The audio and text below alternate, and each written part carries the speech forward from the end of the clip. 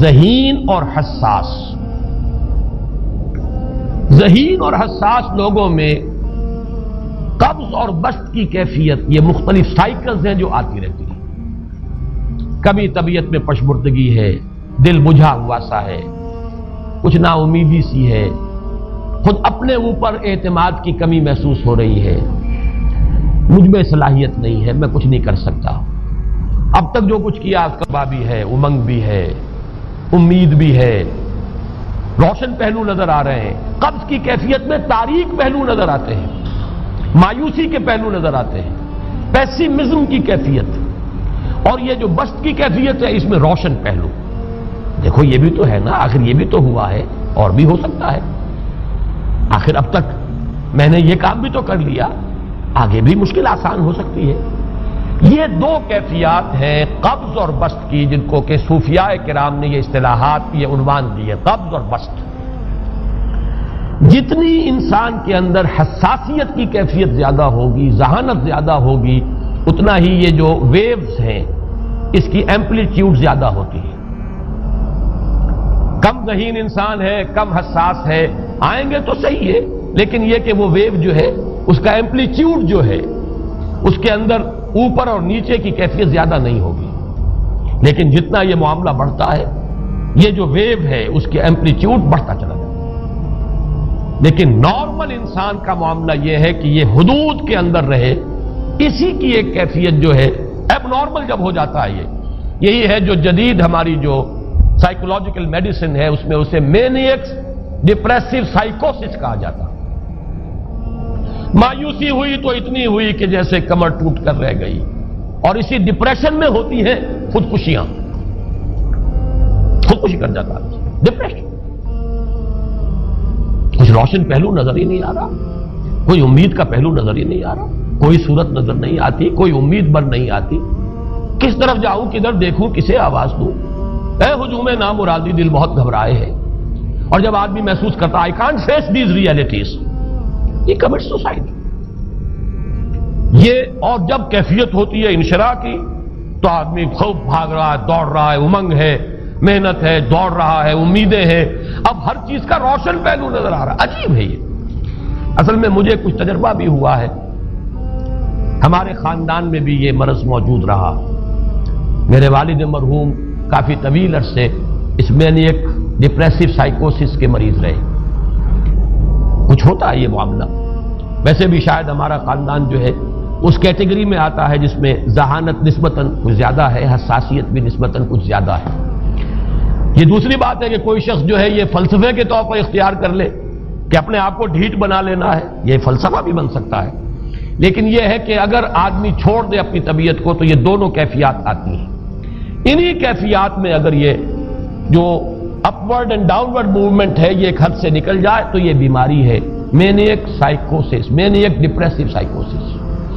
اس میں جب آدمی ہوتا ہے وہ اپر کیفیت میں تو اس کے اندر بڑی عظیمت ہے، روشنی ہے، امید ہے، لوگوں سے گفتگو کر رہا ہے، ہنس بول رہا ہے، خوب جو ہے محفل کے اندر، اب وہ محفل میں اسے دلچسپی محسوس ہو رہی ہے اور اسے ہر چیز کا روشن پہلو نظر آ رہا ہے، خود اپنے وجود کا بھی روشن پہلو، دوسروں کے وجود کا بھی.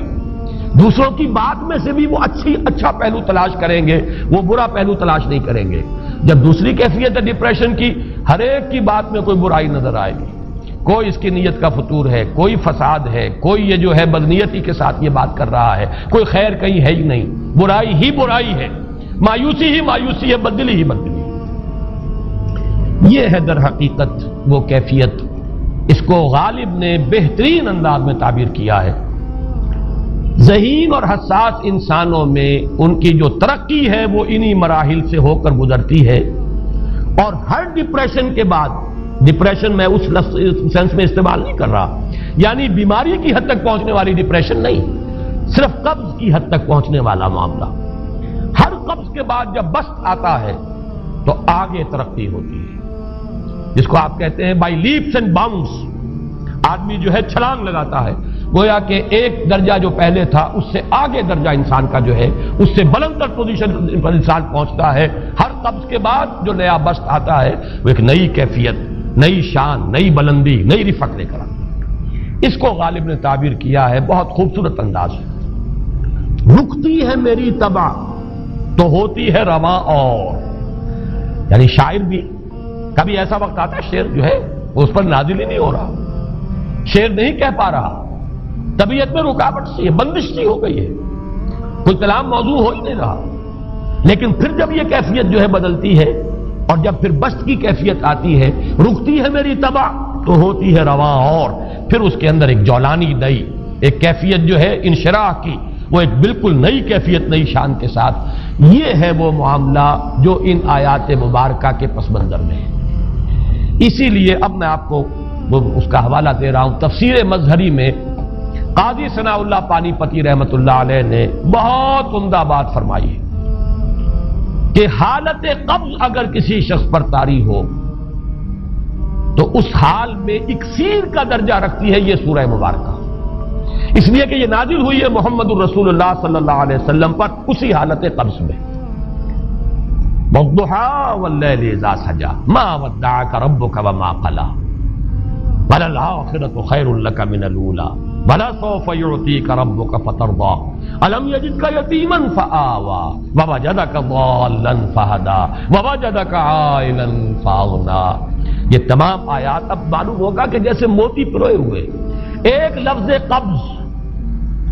اب اس میں جو بھی واقعاتی اور جو میں نے آپ کو روایاتی جو بھی پس منظر بیان کیا وہ بھی فٹ بیٹھ رہا ہے. وہ خودکشی کا معاملہ بھی آ گیا, اس میں فٹ بیٹھ رہا ہے کہ بخاری شریف میں روایت موجود ہے کہ حضور فرماتے ہیں کہ میری طبیعت پر اس درجے اضطراب تھا, اتنی کیفیت جو ہے میری تشویش کی تھی کہ میرے دل میں بار بار خیال آتا تھا کہ پہاڑ پر چڑھ کر اپنے آپ کو نیچے گرا دوں.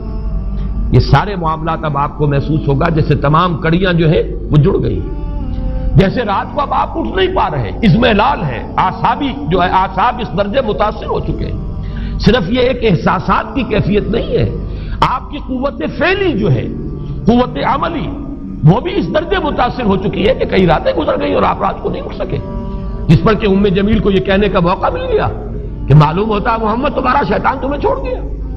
اب یہ جملہ اپنی جگہ پر اس کی کاٹ ہے یقیناً, اس سے یضیق صدرک بما یقولون, لیکن وہ کیفیت جس کی وجہ سے یہ جملہ آیا ہے اس پر نگاہ دوڑائیے, اس پر نگاہ کو مرکوز کریں گے تو معلوم ہوگا ایک لفظ قبض, یہ قبض کی ایک کیفیت تھی. اس قبضی کی کیفیت کا ایک مظہر یہ ہے کیونکہ یہ بھی تو در حقیقت قلب مبارک جو ہے محمد الرسول اللہ صلی اللہ علیہ وسلم کا, اسی پر تو وحی کا نزول ہوتا تھا.